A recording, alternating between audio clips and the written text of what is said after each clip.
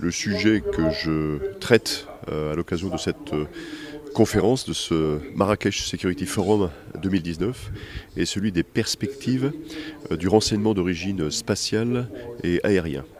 Donc c'est un sujet évidemment sensible, mais néanmoins c'est l'occasion de présenter les grands principes, de parler des moyens qui existent concernant les satellites et les moyens aériens, mais il est important de considérer d'abord le renseignement lui-même. Quels sont les besoins que l'on veut satisfaire, couvrir, quelles sont les informations élaborées, le renseignement, pour servir quels besoins.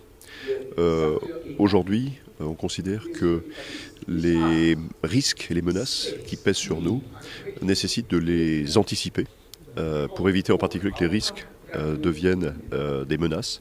Donc il faut des moyens de renseignement, il faut pouvoir déterminer en amont ces risques et donc ces menaces. Quand on parle de terrorisme, de trafic, de piraterie, avec des impacts aussi sur la migration d'individus, il est important encore une fois d'avoir les moyens de savoir, de connaître pour décider, pour agir.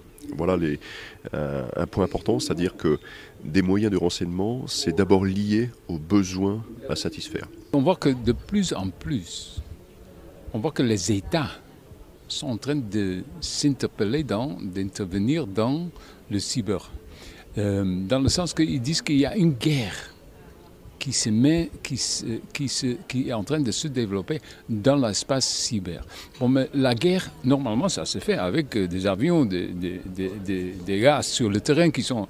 Enfin, mais cette guerre n'est pas, dans ce sens technique, c'est pas une guerre. Donc, c'est les guerres qui cherchent seulement à saboter la politique, la situation politique et autres, les institutions d'autres États. Donc ça se fait souvent par des agences d'intelligence, donc pas par des armées, c'est pas les armées qui font ça, c'est des agences d'intelligence, et il n'y a pas de règles internationales. Ce qui complique les choses, c'est qu'il y a souvent des acteurs privés, des acteurs privés qui sont dirigés par les États pour faire certaines activités d'activisme, de hacktivisme sur l'Internet. Je suis ravi d'être de nouveau présent à Marrakech pour la 10e édition du forum. Il se trouve que j'étais là pour la première édition en 2009 et donc j'ai vu l'évolution de ce forum à la fois dans sa qualité et dans sa quantité, parce qu'il y a évidemment beaucoup d'intervenants et des intervenants de qualité, avec là aussi une prise en compte de sujets qui préoccupent non seulement le continent africain, mais le continent européen.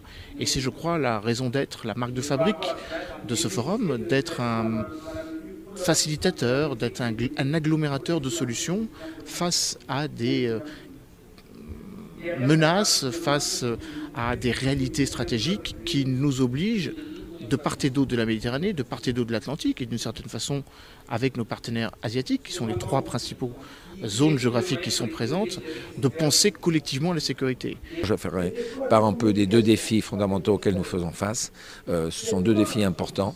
Le premier, c'est indiscutablement la coordination. Il y a de plus en plus d'acteurs sur le terrain.